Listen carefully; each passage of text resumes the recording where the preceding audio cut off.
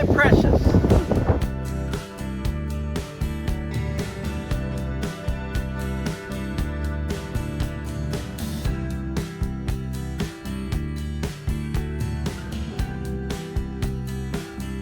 So right there is a KX71-3, but it's not the one we're picking up.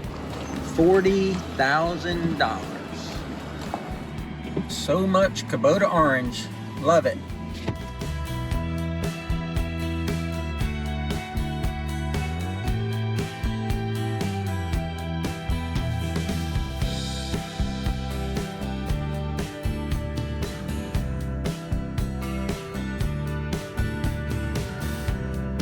There she is, I believe. Yep, that's her.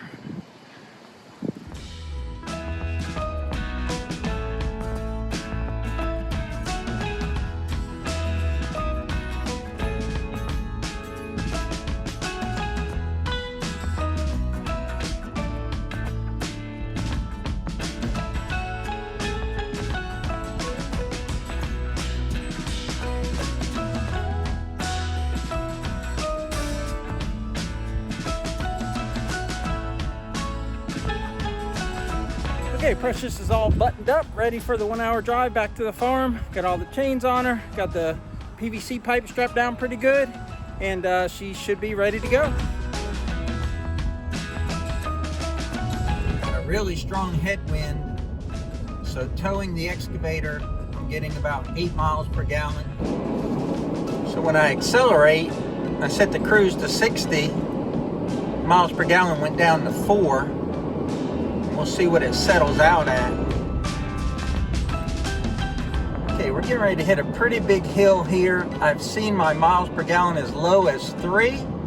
Let's see what happens on this hill. There's 4, 3, and now I'm at the top of the hill. Okay, we're getting real close to the farm now. Been towing pretty good, everything feels good. Haven't heard any bad noises. Traffic's been light.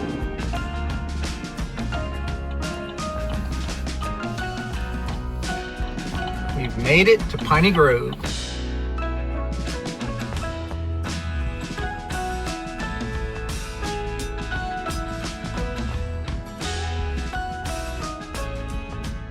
Welcome back to our channel. If you're new here, my name is Brad, and I do not have Miss Piney Grove with me today, but my wife and I bought 20 acres out here in North Florida, and we're developing it into a homestead.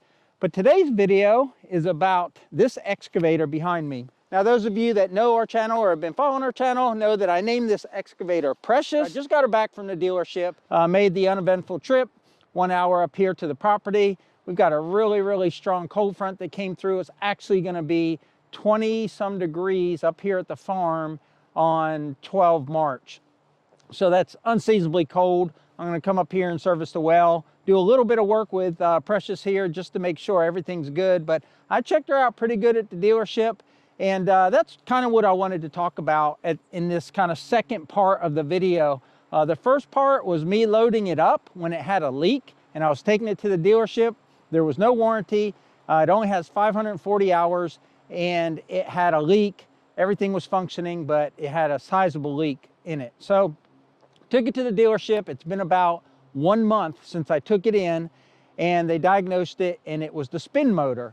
Now, the spin motor is mounted vertically, and it's got a gear on the bottom, and there's a big ring gear or a big, what they call a swing gear, and it's as big around as the bottom of this house. This is called the house of an excavator. And then there's this like planetary gear. So if you imagine that's your sun gear, there's this smaller planetary gear that rides inside of that ring gear, and that's what spins your house around. But it not only spins your house around, it allows you to do things with weight on your boom or weight in your bucket as you spin. So there's a lot of force on this gear. And what I thought had happened was this gear had worn out, and that's why my excavator had a lot of play left to right. We have a video where I'm working on the fence, and I switched over to the 12-inch bucket from the 18-inch bucket that I had, and I had a lot of trouble just lining up the bucket because I would turn the excavator and it would overcorrect and kind of swing and then bounce back, and it's not supposed to do that. A newish machine like this with only 500 hours, it should only have just a little bit of play left to right. when you stand on the end, and I'll show you what I mean. So when I stand on the end of this boom and I push, you see the house barely moves. Now you're gonna get a little bit of play on a brand new machine. Maybe there's no play. On a really high-end machine like a Cat, there'll be no play. And on the bigger machines, they'll be tighter. This has a little bit of wear on that swing gear and the gear that drives it, so there's a little bit of play. But this used to go, like I'm moving it, and it may move an inch. This probably used to move about a foot or more left or right, and that's just not right for a low-hour machine. So what they found is, coming from the top under the floorboards, they found that the swing motor, which is one of the most expensive parts on this excavator. There's nothing cheap on this excavator when you go to replace it, but your motor, your diesel motor, your hydraulic motor, your swing motor, and your final drives, which are the motors here on the end driven by hydraulic fluid that run your tracks. There's one on each side. Nothing on here is cheap, but those wear items are really expensive. And unfortunately, the swing motor in this excavator was bad. It was leaking, and it either had a faulty internal brake, and the brake is what, as you're swinging and you stop moving your joystick to swing, that your machine stops. It's kind of like if you have bad brakes on your car, you hit the brakes, but the car still rolls forward a little bit. It either had a bad brake or it had bad internal gears inside of this swing motor. So that's a very expensive part. In fact, that's a $5,000 part, and this machine no longer has a warranty. The warranty ran out almost a year ago. It was July of last year, and now it's March of 2022. So 8 months ago, the warranty ran out. But Kubota stands behind their products, and on items that wear out prematurely, where it's not a result of operator, abuse or misuse, they'll work with you on that. But you just never know when you go in the dealership. So I was hoping that it was just a hydraulic line that was leaking, but it was not. It was that swing motor.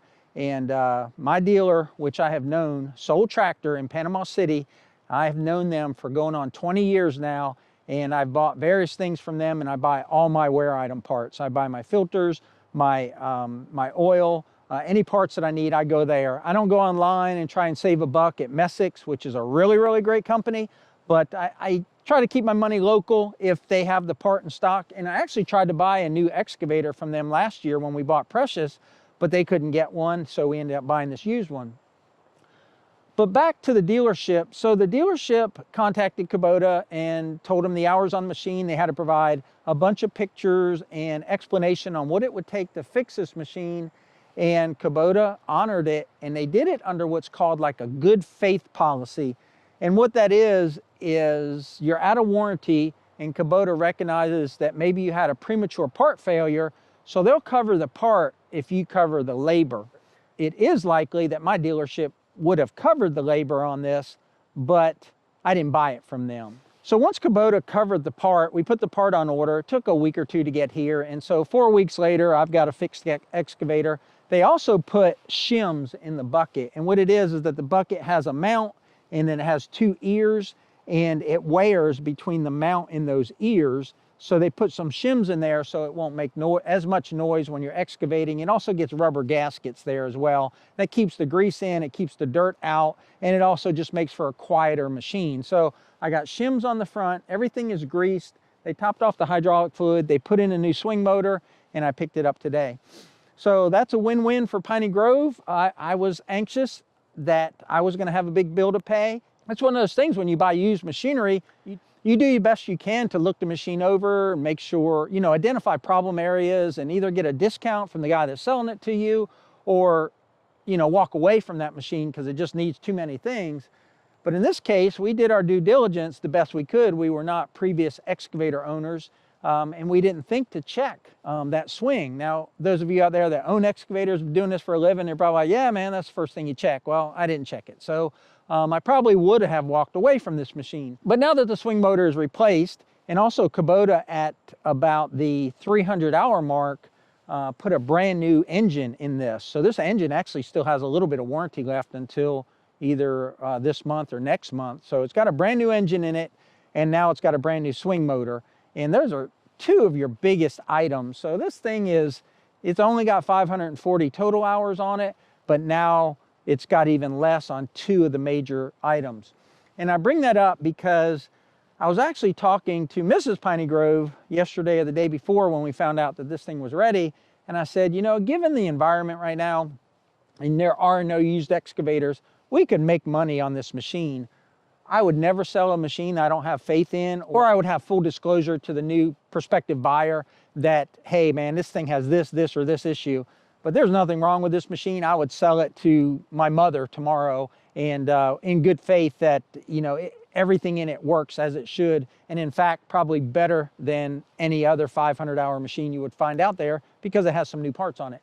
But a new machine, and in the video they had a brand new KX71 when I drove onto the dealership, and it's really hard to get excavators right now. It's 2022, second year of the pandemic.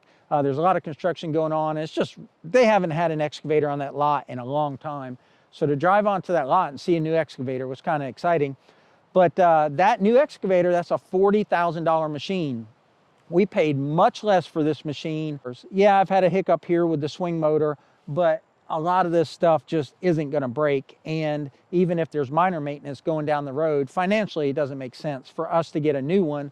But I did think about it, and I did kind of crunch the numbers, and we just decided that we've got a good machine here. We're going to keep it. We have a lot of work to do with it, and I realistically don't see wearing this thing out. Now, will things break down on it in the future? Yes, they will, because it's a machine and machines break. Your car breaks, your truck breaks, your lawnmower breaks, everything that mechanical is going to break at some point. So that's just something you accept when you have a farm or a homestead, and definitely something you accept when you buy used equipment. If you want that discount on the front end, you're going to have to fix some things yourself to maintain that discount throughout the life of the machine. So anyway, we're ecstatic here at Piney Grove. We're really, really glad that Kubota stepped up. And that's one thing I want to reiterate, is that, you know, when you go out there and you're price shopping and you're looking at different dealers, there are major brands out there, right? There's John Deere, there's Kubota, there is Cat Diesel, there's those type of brands, and you're going to pay a premium for those brands. But where you get paid back on is where I got paid back on, and that's that dealer support, that wide network, that dealer support. Now, we're not trying to make a living with this machine. It's strictly a farm or a homestead machine. But I also don't want to be without it for 6 months. I've been without it for 4 weeks, and it's really slowed down a lot of things I wanted to do, because there are cool months in Florida. Well, there's cool months everywhere, but in Florida, there's certain months you want to be outside working, and I lost 4 of those weeks with the excavator. Now, there's plenty of other things to do here on the farm, so it's not like we sat back and didn't make progress, but we did lose 4 weeks' time. I couldn't imagine losing 6 months' time with this machine with all the things that we want to do. So keep that in mind, that this one dealer XYZ machine, that's not as well-known brand name, you may save $1,000, but down the road, are you really saving money? This is a shout out to the Kubota Corporation, to their products and them standing behind them products, almost a year out of warranty, and that's why I'm probably a Kubota owner for life. I've had other issues with tractors that were out of warranty, one specific issue I can think of, and the same thing, Kubota covered it. With tractors, I think you need to stay with those bigger brand names so that you have that dealer network and establish a relationship with your dealer. Know those guys. You know, for a repeat customer, they work with you, or at least it's my experience, they work with you on price. They want your business, and they want your business because they want that long-term relationship where you're bringing things in for servicing, you're coming there and buying parts. And I just firmly believe in that. Keep your money local. When it comes to a $40,000 machine, does it really make sense to save $3 on a filter or $5 on oil? You know, I use Kubota oil, Kubota filters, and matter of fact, I bought oil and filter for this machine today. After I came out of the service department, I walked around to the parts department, and I paid $40 for a Kubota oil filter and 4 quarts of Kubota oil. Like I said, probably could have got it cheaper online, but I want to show my dealership that I appreciate what they did for me in saving me $5,000, and I want to use genuine Kubota parts. So that's what I've got for you today. Wanted to just kind of close the loop on the previous video, which is me being sad and my excavator going to the dealer and me having no idea how big a bill I was going to have to pay, to now I've got Precious back. She's back at Piney Grove and she's ready to work. I've ran the excavator through its paces out front, but I want to do some digging. I want to do a little bit of brush removal, just kind of put some stress on it to make sure everything's good, there's no leaks. I'm fairly confident that there aren't any, but I want to do that, you know, on day one rather than 3 weeks later calling up the dealership and saying, hey, it's got a leak from what you replaced.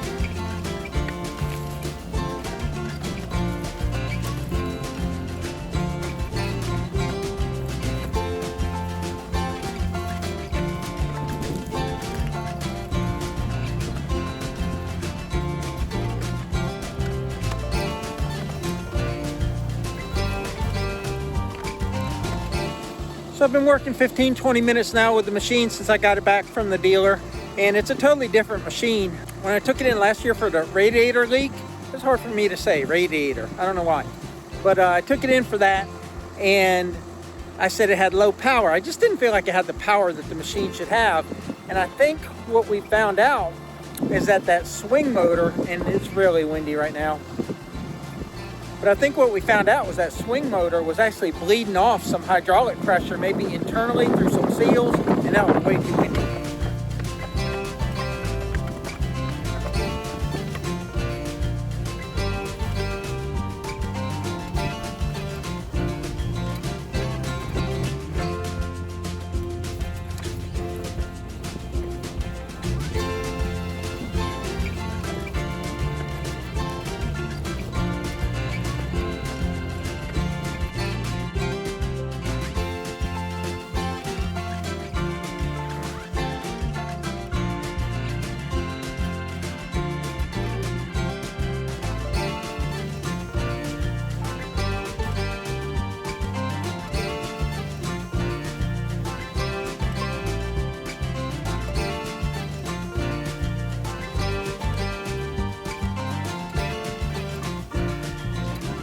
So I was doing a little bulldozing into that pile, and then I look, and my bucket was loose, and then it fell off. But it's a quick attach bucket, and I thought for sure the pin was gone. So I was walking along here, and there's the pin. So luckily I found the pin. All right, guys, I did about an hour on Precious, maybe a little bit more, but I couldn't leave the L39 feeling lonely and neglected and left out. So I'm gonna mow this 1 acre food plot. I got a little bit of start on it, but the rye, wheat, and oats are starting to go to seed already. It's March 11th in Florida, so things grow early here, green up early. So I'm gonna mow it, and then they'll still continue to grow and provide food for the deer. This will give some of those nutrients, some of that nitrogen back to the soil, and allow the clover to come up a little bit better.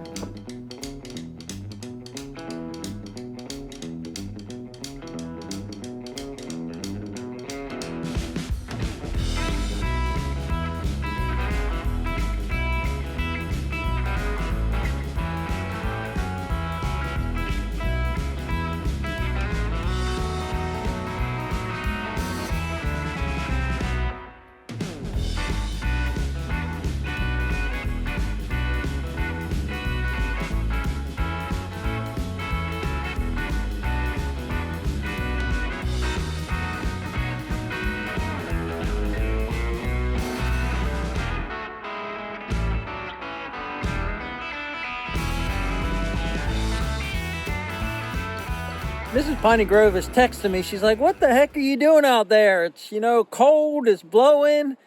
You know, what could you possibly be doing? And man, I'll tell you, back here in this protected food plot, you don't even really feel the wind. You can see the pine trees moving above me. And if I went over to that side of the plot, there'd be a lot of wind noise. You wouldn't really be able to hear me, but it is just really, really nice. A good temperature. I'm wearing a sweatshirt in March. In Florida, that's you don't do that very often. So I went ahead and cut this 1 acre plot. I didn't come out here to cut this plot. I came out here to bring Precious back from the dealer after she was fixed, and then just check her out. But had some time, and it doesn't take long at all when you're going in medium gear, wide open, to cut a 1 acre plot. So 5 foot at a time, went across here and knocked down that rye, wheat, and oats. And now all those clippings will sit on the ground. The turkeys will come in. They'll eat a little bit of it. Maybe even the deer will eat a little bit of it, but it'll expose the clover to the sun. some of these grains will actually regrow or continue to grow. Once you knock that seed head off, or before they actually bolt and go to seed, they'll actually grow, and you'll get another, 3-4 more weeks out of them for the deer to have, nice green tender shoots before they actually do bolt up and make a seed head. So probably mow this again in another month, but it was just a good time to get some diesel therapy on the 3901 and get this plot mowed down. So now I'm going to put the tractor away, and we're going to go wrap up with some final thoughts on the excavator. Okay, I wanted to end this video with some final thoughts about the excavator now that it's been repaired. But what I found with the excavator, obviously it's tighter, so as it turns it's a lot tighter and it stops immediately. When you go to stop it, it doesn't keep going, another 6 inches, so that's really good. So what I found, and it's kind of what I thought about this excavator, is maybe that swing motor was releasing some hydraulic pressure.